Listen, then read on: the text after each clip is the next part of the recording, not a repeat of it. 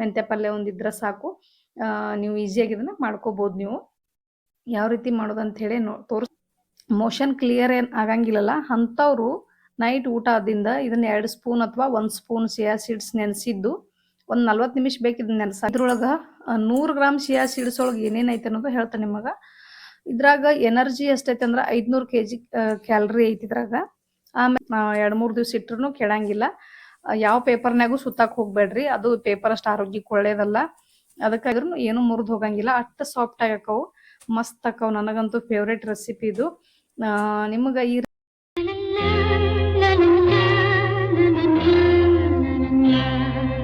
Hello ನಮಸ್ಕಾರ ಎಲ್ಲರಿಗೂ, welcome back to my channel.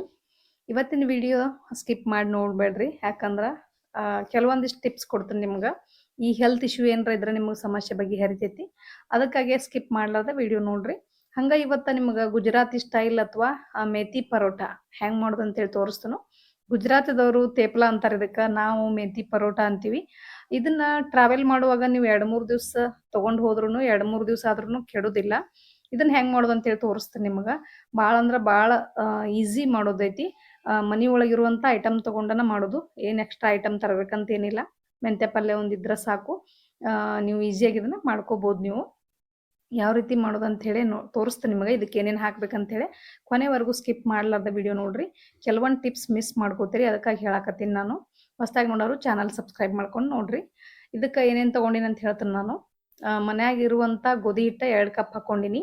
ನೀವು ಎಷ್ಟು ಜನ ಅದಿರಿ ನೋಡಿ ಹಾಕೋರಿ. ನಾವೊಂದೀಗ 4 ಜನಕ್ಕೆ ಬ್ರೇಕ್ಫಾಸ್ಟ್ ಹಾಕತ್ತಿದ್ದು ಅಷ್ಟು ತೊಗೊಂಡಿನಿ ನಾನು, 2 ಕಪ್. ಆಮೇಲೆ 1 ಕಟ್ಟ ಮೆಂತ್ಯ ಪಲ್ಯ ಸ್ವಚ್ಛಂಗೆ ತೊಳ್ಕೊಂಡು ಸಣ್ಣದಾಗಿ ಕಟ್ ಮಾಡ್ಕೊಂಡು ಹಾಕ್ಕೊಂಡಿನಿ. 2 ಸ್ಪೂನ್ ಕಡ್ಲೆ ಹಿಟ್ಟು ಹಾಕೊಳಕತ್ತೀನಿ. ಅಂದ್ರೆ ಭಾಳ ಕಡ್ಲೆ ಹಿಟ್ಟು ಹಾಕೊಳಕ್ಕೆ ಹೋಗ್ಬೇಡ್ರಿ, ಗ್ಯಾಸ್ಟ್ರಿಕ್ ಪ್ರಾಬ್ಲಮ್ಮನು ಆಕೈತಿ. ಹಾಗಾಗಿ ಇದಕ್ಕೊಂಚೂರು ಹಿಂಗೆ ಹಾಕೋರಿ. ಆಮೇಲೆ ಬೆಳ್ಳುಳ್ಳಿ ಮತ್ತು ಮೆಣಸಿನಕಾಯಿ ಕುಟ್ಕೋಬೇಕು. ಅದಕ್ಕಿಂತ ಮುಂಚೆ ಇದನ್ನು ಇದು ಯಾವುದು ಕೊತ್ತಂಬರಿ ಕಾಳು ಕುಟ್ಕೊಳ್ಳೋಣ. ಇದಕ್ಕೆ ಟೇಸ್ಟ್ ಕೊಡೋದು ಮೇನ್ ಏನಂದ್ರೆ ಕೊತ್ತಂಬರಿ ಕಾಳು. ಅಂದ್ರೆ ಧನಿಯಾ ಪೌಡ್ರ್ ಇದ್ರೆ ಹಾಕೋರಿ, ಇಲ್ಲಾಂದ್ರೆ ಧನಿಯಾ ಈ ಥರ ಕುಟ್ಟಿ ಫ್ರೆಶ್ ಆಗಿನೂ ಹಾಕೋಬೋದು ನೀವು. ಫ್ರೆಶ್ ಆಗಿ ಹಾಕೊಳ್ಳೋದ್ರಿಂದ ಇನ್ನೂ ಘಮ ಜಾಸ್ತಿ ಇರ್ತೈತಿ. ಇದಕ್ಕೆ ಧನಿಯಾ ಹಾಕೊಂಡಿವಲ್ಲ ಈಗ. ಇನ್ನು ನೆಕ್ಸ್ಟ್ ಇದಕ್ಕೆ ಜೀರಾ ಪೌಡ್ರ್ ಹಾಕೋಬೇಕು.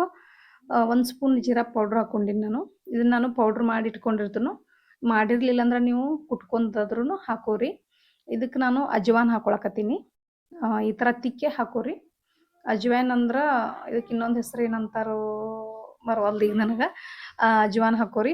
ಆಮೇಲೆ ಇದನ್ನು ಈಗ ಬೆಳ್ಳುಳ್ಳಿ ಮತ್ತು ಚೂರು ಉಪ್ಪು ಹಾಕ್ಕೊಂಡು ಮೆಣಸಿನ್ಕಾಯಿ ಬೆಳ್ಳುಳ್ಳಿ ಕುಟ್ಕೊಳ್ಳೋನು ಈಗ. ಆದಷ್ಟು ಕುಟಾಣಿ ಒಳಗೆ ಕುಟ್ಟೆ ಹಾಕೊಳ್ಳೋದ್ರಿಂದ ಟೇಸ್ಟ್ ಸಖತ್ತಿರ್ತೈತಿ. ಈ ಥರ ಇದನ್ನು ಕುಟ್ಟಿ ಹಾಕ್ಕೊಂಡು ನೆಕ್ಸ್ಟ್ ಇದಕ್ಕೆ ಏನೇನು ಹಾಕ್ಬೇಕಂತೇಳಿ ಹೇಳ್ತಾನು. ಸ್ಕಿಪ್ ಮಾಡ್ಲಾದ ನೋಡ್ರಿ, ಎಲ್ಲನೂ ತಿಳಿತೈತಿ ನಿಮಗೆ. ಸ್ಕಿಪ್ ಮಾಡಿ ನೋಡಿದ್ರೆ ಏನೂ ಗೊತ್ತಾಗಂಗಿಲ್ಲ, ಏನು ಹಾಕಿನಿ ಅನ್ನೋದು ಗೊತ್ತಾಗಂಗಿಲ್ಲ, ಮಿಸ್ ಆಗಿಬಿಡ್ತೈತಿ ವಿಡಿಯೋ. ಈಗ ನಾನು ಹಸಿಮೆಣಸಿನಕಾಯಿ ಮತ್ತು ಬೆಳ್ಳುಳ್ಳಿ ಹಾಕ್ಕೊಂಡಿನಿ. ಇದಕ್ಕೆ ನಾವೀಗ ಮೊಸರು ಹಾಕ್ಕೋಬೇಕು. ಇದಕ್ಕೆ ಮೊಸರು ಹಾಕೋದ್ರಿಂದ ಒಂಥರ ಕ್ರಿಸ್ಪಿಯಾಗಿ, ಒಂಥರ ಮೆತ್ತಗೆ, ಭಾಳ ಚಲೋ, ಬಾಯಿ ಒಳಗೆ ಇಟ್ಟರೆ ಕರಗ್ತಾವೆ, ಹಂಗೆ ಬರ್ತಾವೆ. ಇದಕ್ಕೆ ಮೊಸರು ಹಾಕೊಳ್ಳೋಣ ಈಗ. ಈ ಚಳಿಗಾಲ ಆಗಿರೋದ್ರಿಂದ ಮೊಸರು ಗಟ್ಟಿಯಾಗಿಲ್ಲ ನಂದು. ಸ್ವಲ್ಪ ಬೆಳಗ್ಗೆನ ಮಾಡಾಕತ್ತೀನಿಲ್ಲ ನಾನು, ಒಂದು ಸ್ವಲ್ಪ ಅದೇನೋ ತೆಳ್ಳಗಾಗೈತೆ ಮೊಸರು. ಈಗ ಇದಕ್ಕೆ ಎಣ್ಣೆ ಹಾಕೋನು. ಗಾಣದ ಎಣ್ಣೆ ಹಾಕೊಳ್ಳೋಣ. ನಾವು ಬಳಸೋದು ಗಾಣದ ಎಣ್ಣೆ ಬಳಸ್ತೀವಿ ನಾವು, ಯಾವ ರಿಫೈನ್ಡ್ ಆಯಿಲ್ನೂ ತಿನ್ನಂಗಿಲ್ಲ ನಾವು. ಗಾಣದ ಎಣ್ಣೆ, ಗಾಣಕ್ಕೆ ಹೋಗಿನ ಗಾಣದ ಎಣ್ಣೆ ತೊಗೊಂಬರ್ತೀವಿ. ಆದಷ್ಟೆಲ್ಲರೂ ರಿಫೈನ್ಡ್ ಆಯಿಲ್ ತಿನ್ನೋದು ಕಡಿಮೆ ಮಾಡ್ಕೊರಿ. ಇದಕ್ಕೆ ಈ ಕುಟಾಣಿ ತೊಳೆದ ನಾನು ಅದ ನೀರು ಸೇರಿಸ್ಕೊಂಡಿನಿ ಸ್ವಲ್ಪ. ಇದನ್ನೆಲ್ಲನೂ ಒಂದು ಸತಿ ಮಿಕ್ಸ್ ಮಾಡ್ಕೋಬೇಕು. ಇದಕ್ಕೆ ಉಪ್ಪನ್ನು ಹಾಕ್ಕೋಬೇಕು. ಇವಾಗ ಇನ್ನೊಂದು ಏನು ಮರ್ತೀನಿ ಅಂದ್ರೆ ನಾನು ಅರಿಶಿನ ಪುಡಿ ಮತ್ತು ಸ್ವಲ್ಪ ಅಚ್ಚ ಖಾರದ ಪುಡಿ ಹಾಕೋದು ಮರ್ತು ಬಿಟ್ಟೀನಿ ನಾನು. ಅಚ್ಚ ಖಾರದ ಪುಡಿ ಆಪ್ಷನಲ್, ಅರಿಶಿನ ಪುಡಿ ಅಂತೂ ಹಾಕಬೇಕು ಕಲರ್ಗೆ, ಅದನ್ನು ಮರ್ತು ಬಿಟ್ಟೀನಿ. ಆಮೇಲೆ ಹಾಕೋತಾನೆ ಅರಿಶಿನ ಪುಡಿ ನಾನು. ಇವಾಗ ಇದನ್ನು ಒಂದು ಸಲ ಹಂಗೆ ಡ್ರೈ ಮಿಕ್ಸ್ ಮಾಡ್ಕೊಳ್ಳೋಣ. ಎಲ್ಲನೂ ಫುಲ್ ನೀಟಾಗಿ ಮಿಕ್ಸ್ ಆಗ್ಬೇಕಿದೆಲ್ಲನೂ. ಇದು ನೀರು ಹಾಕ್ಲಾರ್ದ ಫಸ್ಟ್ ಮಿಕ್ಸ್ ಮಾಡ್ಕೊಂಬಿಡ್ರಿ. ಆಮೇಲೆ ಏನೈತಿ, ಚಪಾತಿ ಹಿಟ್ಟಿನಕ್ಕಿಂತ ಒಂಚೂರು ಗಟ್ಟಿ ನದ್ಕೋಬೇಕು ಇದನ್ನು. ಆ ಥರ ನದ್ಕೊಂಡ್ರೆ ನಿಮ್ಗೆ ತೇಪ್ಲ ಮಾಡೋಕೆ ಮಸ್ತ್ ಅನ್ನಿಸ್ತವು. ನಾನು ಮನ್ಯಾಗಿರುವ ಗೋಧಿ ಹಿಟ್ಟು ತೊಗೊಂಡಿನಿ. 1-2 ಸ್ಪೂನ್ ಕಡ್ಲೆ ಹಿಟ್ಟು ಅಷ್ಟೇ ಹಾಕ್ಕೊಂಡಿನಿ. ಇದಕ್ಕೇನು ಹೆಚ್ಚಿಂದ ಆ ಹಿಟ್ಟ ಈ ಹಿಟ್ಟ ಏನು ಜಾಸ್ತಿ ಬೇಕಾಗಿಲ್ಲ, ಇಷ್ಟಾದ್ರೆ ಸಾಕು. ಇದಕ್ಕೆ ಒಂದು ಸಲ ಡ್ರೈ ಮಿಕ್ಸ್ ಮಾಡ್ಕೋಬೇಕು ಇದನ್ನು. ಇದಕ್ಕೆ ಒಂಚೂರು ಅರಿಶಿನ ಪುಡಿ ಮರ್ತಿದ್ನಲ್ಲ ನಾನು, ಇವಾಗ ಅರಿಶಿನ ಪುಡಿ ಹಾಕೋತಾನೆ ಇದಕ್ಕೆ. ಮೊದಲನೇ ಹಾಕೊಂಡಿದ್ರೆ ಇನ್ನೂ ಚಲೋ ಇರ್ತಿತ್ತು. ನಾನು ಮರೆತು ಬಿಟ್ಟಿದ್ನಿ. ಖಾರದ ಪುಡಿ ಹಾಕೊಂಡ್ರೆ ಒಂಚೂರು ಹಾಕೋರಿ, ಇಲ್ಲಾಂದ್ರೆ ಅರಿಶಿನ ಪುಡಿ ಅಷ್ಟೇ ಹಾಕೋರಿ. ಇವಾಗ ಇದನ್ನು ನಾದ್ಕೊಂಡ್ಬಿಡೋಣ ನಾವು ಚಲೋ ತಂಗ. ಸ್ವಲ್ಪ ನೀರು ಹಾಕಿ ನಾದ್ಕೋರಿ. ನಾದ್ಕೋತನ ಹಾಕೋರಿ ನೀರು. ಒಮ್ಮೆ ನೀರು ಹಾಕಿ ನಾದೋದ್ರಿಂದ ಅದು ಹಿಟ್ಟು ಸರಿ ಬರಂಗಿಲ್ಲ. ಹಾಗಾಗಿ ಒಂದು ಚೂರು ನಾದ್ಕೋತನ ಸ್ವಲ್ಪ ಪುರಿ ಹಿಟ್ಟನ್ನು ಹದಕ್ಕೆ ನಾದ್ಕೋಬೇಕು ನೀವು ಗಟ್ಟಂಗೆ. ಚಪಾತಿಗೆ ಸ್ವಲ್ಪ ಇದು ನಾದ್ಕೋತೀವಿ ನಾವು. ಪುರಿಗೆ ಏನೈತಿ ಒಂಚೂರು ಗಟ್ಟೆ ನಾದ್ಕೋತೀವಿ. ಆ ಥರ ನಾದ್ಕೋಬೇಕು ಇದನ್ನು.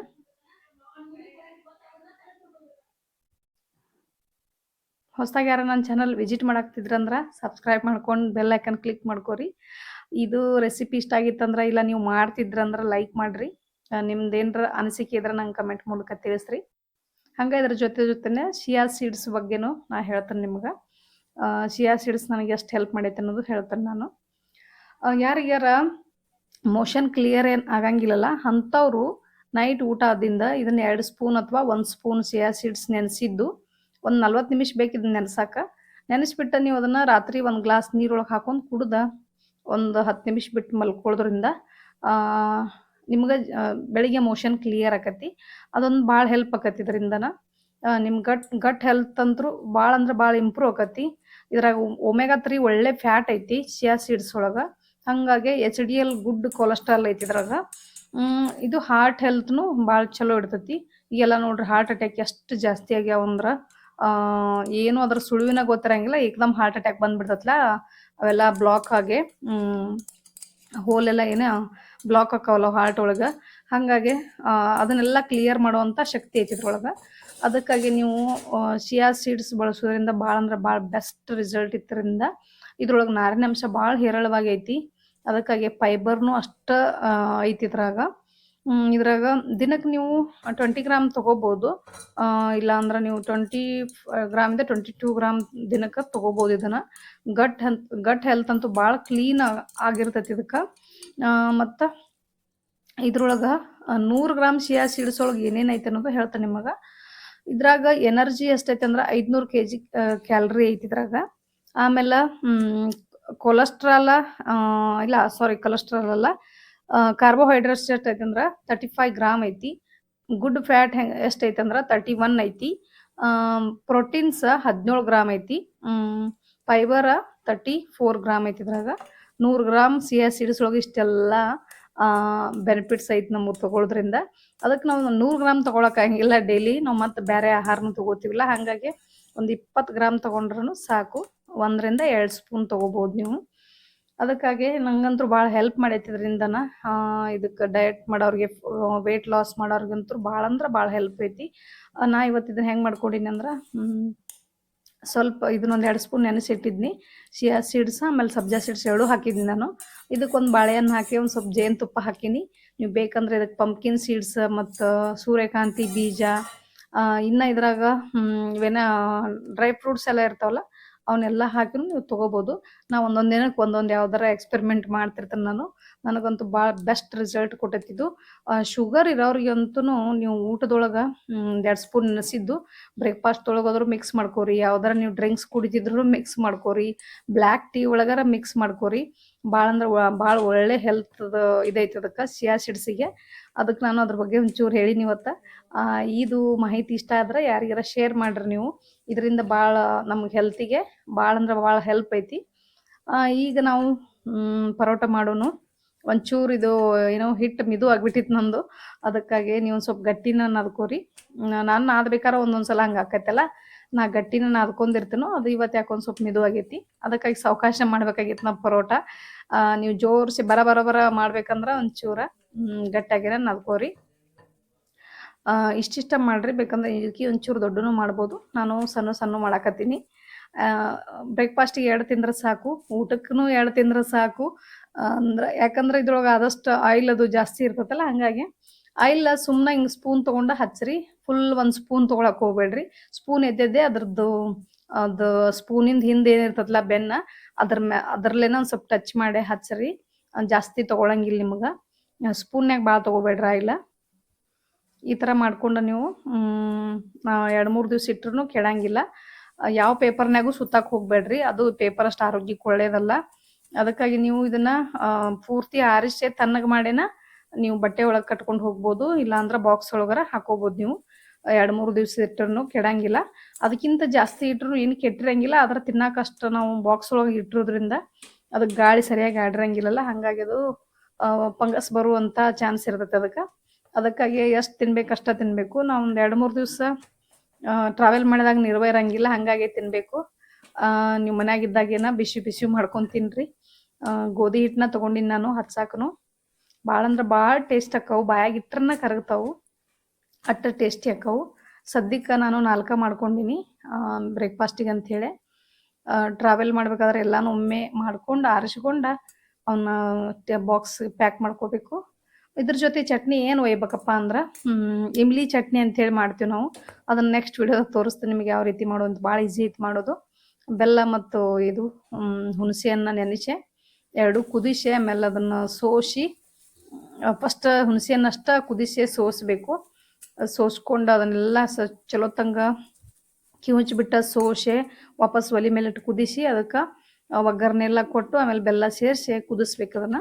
ಅಂದಾಗ ಇಮ್ಲಿ ಚಟ್ನಿ ಮಸ್ತ್ ಆಕೈತಿ. ನಿಮ್ಗೆ 2-3 ದಿವಸ ಇಟ್ಟರು ಅದು ಎಷ್ಟು ದಿವಸ ಇಟ್ಟರು ಕೆಡಂಗಿಲ್ಲ, ಅದು ಫ್ರಿಜ್ ಒಳಗೆ ಇಟ್ಕೋಬೋದು. ನೀವು ಟ್ರಾವೆಲ್ ಮಾಡ್ಬೇಕಾದ್ರೆ ಅದನ್ನು ಹಚ್ಕೊಂಡು ತಿನ್ನಕ್ಕೂ ಟೇಸ್ಟ್ ಆಕೈತಿ, ಒಯ್ಬೋದು. ಇಲ್ಲಾಂದ್ರೆ ಇದ್ರ ಜೊತೆ ಮೊಸರು ಮಸ್ತ್ ಕಾಂಬಿನೇಷನ್. ಮೊಸರು ತೊಗೊಂಡು ನೀವು ತಿನ್ಬೋದು. ನೀವು ಮೊಸರು ತಿನ್ನಂಗಿಲ್ಲಪ್ಪ ಅಂದ್ರೆ ಇಮ್ಲಿ ಚಟ್ನಿ ತೊಗೋಬೋದು. ಇಲ್ಲಾಂದ್ರೆ ತುಪ್ಪ ಚಟ್ನಿ ಪುಡಿನೂ ಒಯ್ಬೋದು. ಇದಕ್ಕೆ ಬೆಸ್ಟ್ ಕಾಂಬಿನೇಷನ್ ಅಂದ್ರೆ ತುಪ್ಪ ಚಟ್ನಿ ಪುಡಿ. ಇದಕ್ಕೆ ಏನು ಮತ್ತು ಬೇರೆ ಚಟ್ನಿ ಬೇಕಾಗಿಲ್ಲ. ಇವತ್ತು ನಾನು ಕೊಬ್ಬರಿ ಚಟ್ನಿ ಮಾಡೀನಿ. ಕೊಬ್ಬರಿ ಚಟ್ನಿ ಮನೆಯಾಗಿದ್ರೆ ಮಾಡ್ಕೋಬೋದು. ಟ್ರಾವೆಲ್ ಮಾಡೋಕ್ಕಂತೂ ಇಮ್ಲಿ ಚಟ್ನಿ ಅಥವಾ ತುಪ್ಪ ಚಟ್ನಿ ಪುಡಿ ಬೆಸ್ಟ್. ಟೇಸ್ಟ್ ಮಾತ್ರ ಸಖತ್ತಿರ್ತೈತಿ. ಇದನ್ನು ಕೆಲವೊಂದು ನನ್ನ ಫೇವ್ರೇಟ್ ರೆಸಿಪಿ ಒಳಗೆ ಇದು ಒಂದು ಅಷ್ಟು ಸಖತ್ತಿರ್ತೈತಿ. ತೋರಿಸ್ತೀನಿ ನಿಮಗೆ ಎಷ್ಟು ಮಿದು ಇರ್ತೈತಿ ಕೈಯಾಗ ಅಂಥೇಳಿ. ನಾನು ಸ್ವಲ್ಪ ಜಾಸ್ತಿನ ಬೇಯಿಸ್ತೀನೋ, ಯಾಕಂದ್ರೆ ಸರಿಯಾಗಿ ಬೇಯ್ಲಿ ಅಂಥೇಳಿ. ಗೋಧಿ ಹಿಟ್ಟು ಕಡ್ಲೆ ಹಿಟ್ಟು ಹಾಕಿರೋದ್ರಿಂದ ಜಾಸ್ತಿನ ಬೇಯಿಸ್ತೀನಿ ನಾನು. ಯಾಕಂದ್ರೆ ನೀವು ಹಂಗೆ ಸ್ವಲ್ಪ ಹಸಿ ಹಸಿ ಬೇಯಿಸಿದ್ರಂದ್ರೆ ನಮ್ದು ಗ್ಯಾಸ್ಟ್ರಿಕ್ ಪ್ರಾಬ್ಲಮ್ ಆಕೈತಿ. ಅದಕ್ಕಾಗಿ ಇನ್ನೊಂದು ಶಿಯಾ ಸೀಡ್ಸ್ ಹುಳಿ ತೇಗ್ ಬರೋರಿಗೆ, ಗ್ಯಾಸ್ಟ್ರಿಕ್ ಪ್ರಾಬ್ಲಮ್ ಇರೋರಿಗೆ ಅಂತೂ ಮಸ್ತ್ ರಾಮಬಾಣ ಇದ್ದಂಗೆ. ನಾನು ಕೆಲವೊಂದು ಜನಕ್ಕೆ ತೊಗೋತ ಹೇಳಿದಾರೆ ನನ್ನ ಫ್ರೆಂಡ್ಸ್ಗೆ. ಅದು ಅವ್ರಿಗೆ ಪಿತ್ತ ಮತ್ತು ಊಟ ಮಾಡಿದಾಗೆಲ್ಲ ಹುಳಿ ಬಂದಂಗೆ ಆಕಿತ್ತಂತು ವಾಪಸ್ ಅವ್ರಿಗೆಲ್ಲ ಅದೆಲ್ಲ ಪ್ರಾಬ್ಲಮ್ ಕಡಿಮೆ ಆಗೈತೆ ಅಂದರು. ಭಾಳ ಖುಷಿ ಆಯ್ತು ನನಗೆ ಅದನ್ನ ಕೇಳಿ. ಅದಕ್ಕಾಗಿ ನೀವು ಚಿಯಾ ಸೀಡ್ಸು ಮತ್ತು ಸಬ್ಜಾ ಸೀಡ್ಸ್ ತೊಗೊಂಡಿರಲ್ಲ ಅವ್ರದ್ದು ಇದ್ರಂದ್ರೆ ದಯವಿಟ್ಟು ತೊಗೋರಿ. ಮತ್ತು ಚಳಿಗಾಲಕ್ಕೆ ಭಾಳ ಕೋಲ್ಡ್ ಇದ್ರಂದ್ರೆ ನೀವು ಅಷ್ಟೇನು ಒಳ್ಳೆಯದಲ್ಲದು.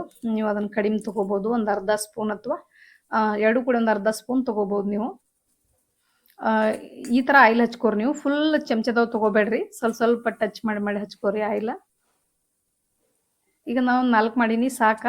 ಹೆಂಗೆ ಮೃದುವಾಗಿ ಬಂದಾವ ಅಂತೇಳಿ ತೋರಿಸ್ತೀನಿ ನಿಮಗೆ. ನೋಡ್ರಿಲಿ ಹೆಂಗೆ ನಾವು ಮುದ್ದೆ ಮಾಡಿದ್ರೂ ಮತ್ತು ಸಾಫ್ಟಾಗೇನ ಇರ್ತಾವೆ. 2 ಸಲ ಮುದ್ದೆ ಮಾಡಿದ್ರು ಏನೂ ಮುರಿದು ಹೋಗಂಗಿಲ್ಲ, ಅಷ್ಟು ಸಾಫ್ಟಾಗಿ ಆಕವು, ಮಸ್ತ್ ಆಕವು. ನನಗಂತೂ ಫೇವ್ರೇಟ್ ರೆಸಿಪಿ ಇದು. ನಿಮಗೆ ಈ ರೆಸಿಪಿ ಇಷ್ಟ ಆಗೈತೆ ಅಂದ್ಕೊಂಡಿನಿ.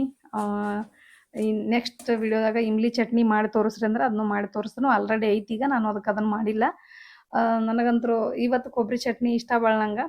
ಕೊಬ್ಬರಿ ಮತ್ತು ಸ್ವಲ್ಪ ಏನದು ಪುಟಾಣಿ ಹಾಕಿ ನಾನು ಮಾಡ್ಕೊಂಡಿನಿ. ಇವತ್ತಿನ ವಿಡಿಯೋ ನಿಮಗೆ ಇದು ರೆಸಿಪಿ ಇಷ್ಟ ಆಗೈತೆ ಅಂದ್ಕೊಂಡಿನಿ. ಚಿಯಾ ಸೀಡ್ಸ್ ಬಗ್ಗೆ ನಂಗೆ ಏನು ಹೆಲ್ಪ್ ಆಗೈತಿ, ಅದರಿಂದ ಏನು ಹೆಲ್ಪ್ ಆಗತ್ತೆ ಅನ್ನೋದು ಎಲ್ಲರಿಗೂ ನಿಮ್ಮ ಜೊತೆ ಶೇರ್ ಮಾಡ್ಕೊಂಡಿನಿ. ಇವತ್ತಿನ ವಿಡಿಯೋ ಇಷ್ಟ ಆದರೆ ಏನು ಮಾಡ್ಬೇಕಂತ ಗೊತ್ತೈತಿಲ್ಲ. ನೆಕ್ಸ್ಟ್ ಇನ್ನೊಂದು ಇಂಟ್ರೆಸ್ಟಿಂಗ್ ರೆಸಿಪಿ ಜೊತೆ ಬರ್ತೀನಿ ನಾನು. ಅಲ್ಲಿವರೆಗೂ thanks for watching. Take care. Bye.